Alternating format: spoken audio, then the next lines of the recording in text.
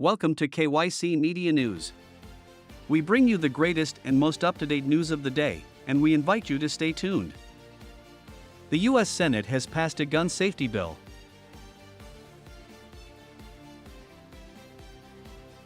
UK Prime Minister Boris Johnson has suffered a double election defeat. The U.S. is sending more HIMARS artillery to Ukraine.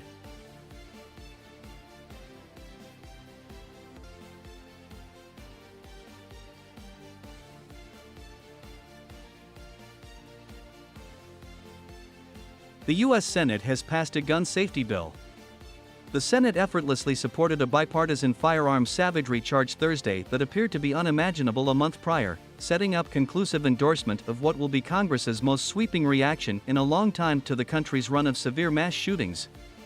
After years' pointless Democratic endeavors to check guns, 15 Republicans got together with them as the two sides concluded inaction was unsound after last month's frenzies in Buffalo, New York and Uvalde, Texas.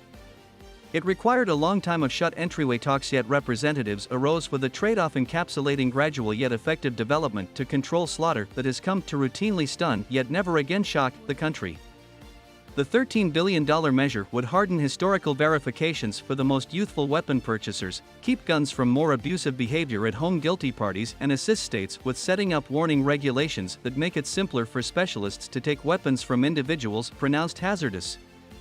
It would likewise finance nearby projects for school security, emotional well-being and brutality anticipation. Families in Uvalde and Buffalo, and an excessive number of lamentable shootings previously, have requested activity. Furthermore, this evening, we acted, President Joe Biden said after entry. He said the House ought to send it to him rapidly, adding, children in schools and networks will be more secure as a result of it. The political racier bundle missed the mark regarding more strong firearm limitations Democrats have looked for and Republicans have frustrated for quite a long time, remembering boycotts for the attack-type weapons and high-limit ammo magazines utilized in the slayings in Buffalo and Uvalde. However, the agreement let heads of the two players proclaim triumph and exhibit to citizens that they know how to think twice about make government work, while additionally passing on space for each side to interest its center allies.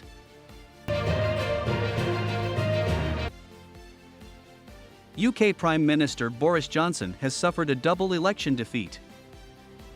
English Prime Minister Boris Johnson's Conservative Party has collided with rout in two parliamentary by-races, in an indication of the profundity of elector discontent following quite a while of outrages and a developing cost for many everyday items emergency. The moderate Liberal Democrat faction won the seat of Tiverton and Oniton, in a profoundly conservative piece of southwest England, by in excess of 6,000 votes. It upset a larger part of more than 24,000 from 2019, when the Conservatives won the seat. The Liberal Democrats said it was the greatest larger part at this point upset at a British parliamentary by-election, proposing other Conservative lawmakers might be in danger of losing their seats in the party's southern heartlands. This evening, individuals of Tiverton and Oniton have represented Britain. They've sent a plainly message: it's the ideal opportunity for Boris Johnson to endlessly go now, the triumphant Lib Dem competitor Richard Ford said in his triumph discourse. With each day Boris Johnson grips to office, he brings further disgrace, tumult and disregard. In the different parliamentary seat of Wakefield in northern England, the Resistance Labour Party likewise crushed the Conservatives. Mr. Johnson drove the Conservatives to their greatest larger part in 30 years at the 2019 public political race, procuring acclaim from his party for his capacity to win in generally Labour-casting ballot regions in North and Focal England. Nonetheless, the deficiency of Wakefield could show his capacity to win again here at the following public political race, expected in 2024, has been compromised as well.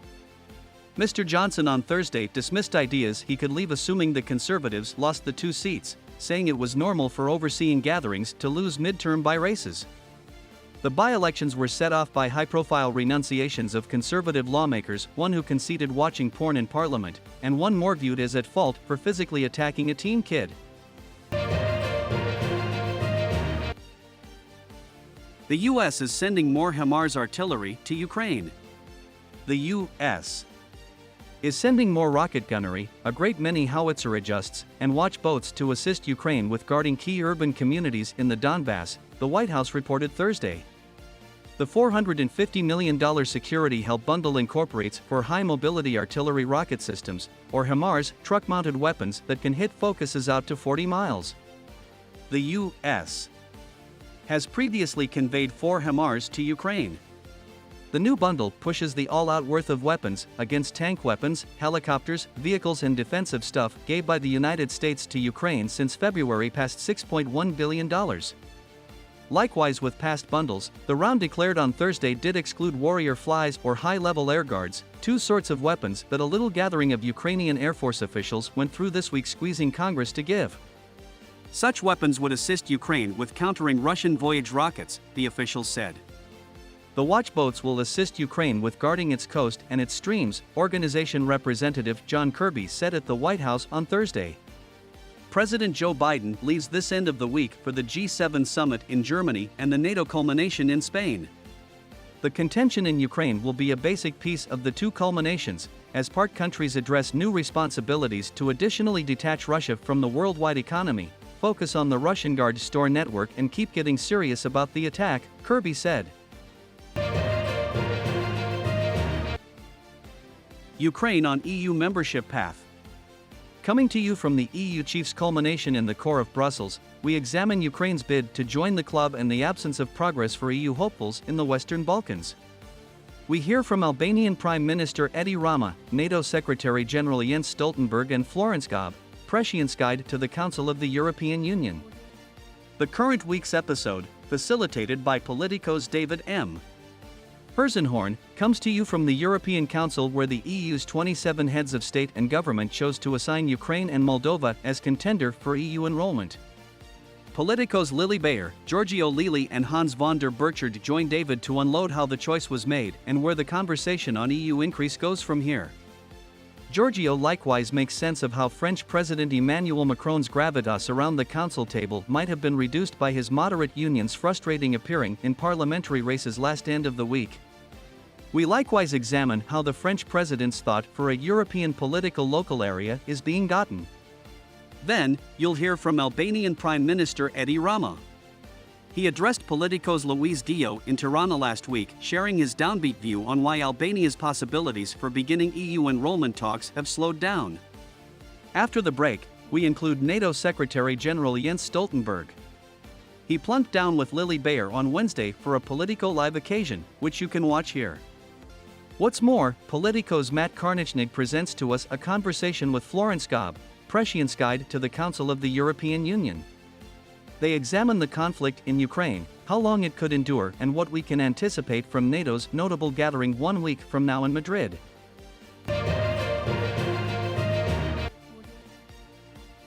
Energy market suspension is about to be lifted.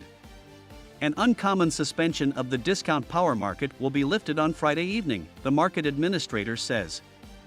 The Australian energy market operator said it was feasible to get back to normal activity of the public power market, with the mediation to end at 2 p.m. Australian Eastern Standard Time.